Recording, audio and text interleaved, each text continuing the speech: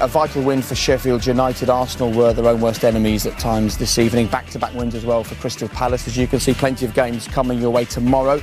This is what it means for the Premier League table.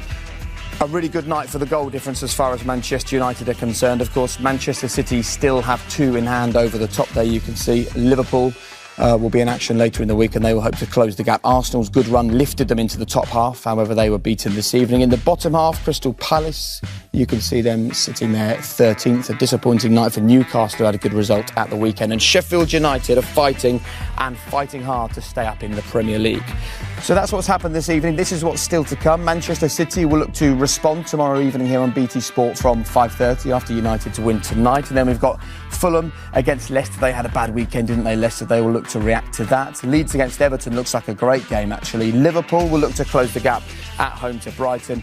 And it's Aston Villa up against Champions League chasing West Ham United. When did we last say that? They're sitting fifth in the Premier League at the moment. Look, gents, what a funny old night. We've sat here and we've seen some genuine drama, some amazing moments, but the whole thing just feels flat and strange with these decisions being made the way they are now, Glenn. Yes, it is difficult, isn't it? And the time it takes. I think they need to take their time and have a look at it. I'm not too worried about that. But, yeah, it's confusing. It's confusing because sometimes, even when you watch it from slow motion, and VAR must have the same problem, they're taking so much, they're looking at fractions, and on certain occasions, there's only two people in the stadium that know whether there was contact or not. And that's the two players involved sometimes. So it's very, very difficult for them. I just think we've got to really rethink the VAR situation. If we're pontificating over fractions of offsides and things like that, we don't know when the ball's being played, when it's actually contact on the ball. If it's like, was he touched? Was he not touched? The one thing that's come out of this for me, Rio, we were speaking about, if you're a defender back in there watching now and you watch this again, you've got to try and make a tackle. You don't try and stay on your feet and let the fella go. You're talking about the penalties, yeah, both the David Luiz one and David Luiz, one, both of them. You have to make the tackle. That gets you a yellow card instead of a red. Yeah. There's got to be something wrong there. It's got to be something wrong. It's crazy. Yeah. As a defender, I'm now sitting there and saying, whatever happens, when I'm in that box, I absolutely have to go through the man, smash the player, because I can't leave anything to doubt. I can't leave any uncertainty and leave it to Stockley Park or the man on the park with a whistle. And for people at home wondering why, this is because if you don't make an attempt to play the ball in that situation, you get sent off. You get sent off. Yeah, so the double jeopardy comes into that. So it is so confusing. And what is a big thing that come out today, which I'm not surprised about, and we've seen many times this season, but once again, players looking absolutely confused on the pitch as to what, how, where, who. Football can't be like that. Football forever was black and white. We knew where we stood. Right now, there's so much confusion. We've just seen a record-equalling scoreline, 9-0 in a Premier League game, and we are sitting here talking about minute decisions made hundreds of miles away from the game of football. Is that the future? Yeah, because there's a new rule or a new understanding of a rule that comes out every single week now. So it kind of takes away from... We're sitting here a 9-0 game. It's an unbelievable game in that sense. It's the clear and obvious that we bought VAR in, and I was for VAR, but not for fractions and these decisions.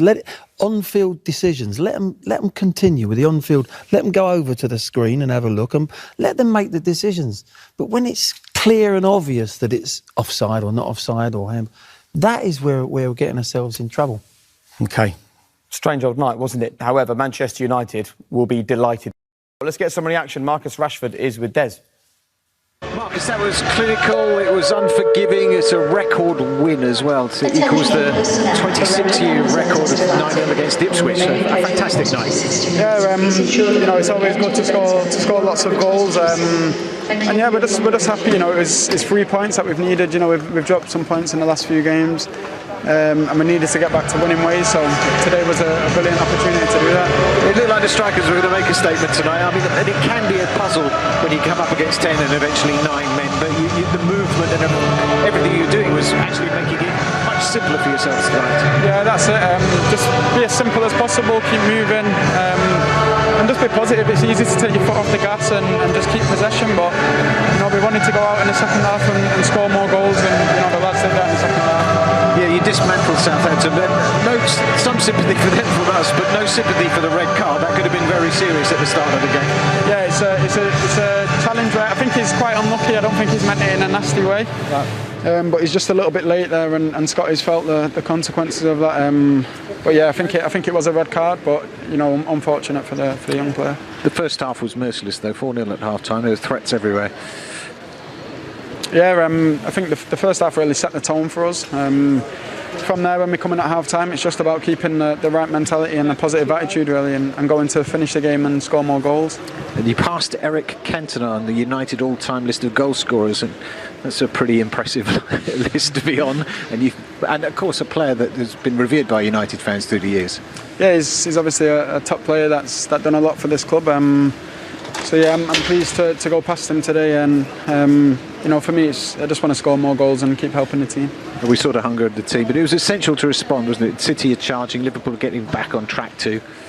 Yeah, but we have to not look at them and we focus on ourselves. We're a team that's still improving. We're not a team that's been a ready-made team for the last 2 or 3 years.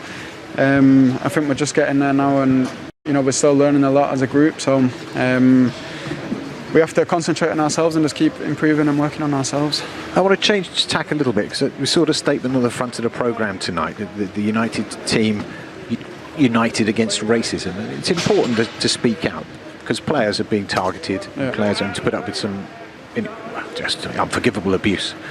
Yeah, it's something that's happening, and as much as we try and make it look like a sport that is full of positives, which for me growing up, that's what I always seen football as. It was a sport where people can express themselves and just be themselves on the pitch. And it's disappointing when things like this happen in football, but the reality of it is that it's happening, and we all have to stand up and be heard really. And that's all I can really say on it. I think only time will tell if the situation improves.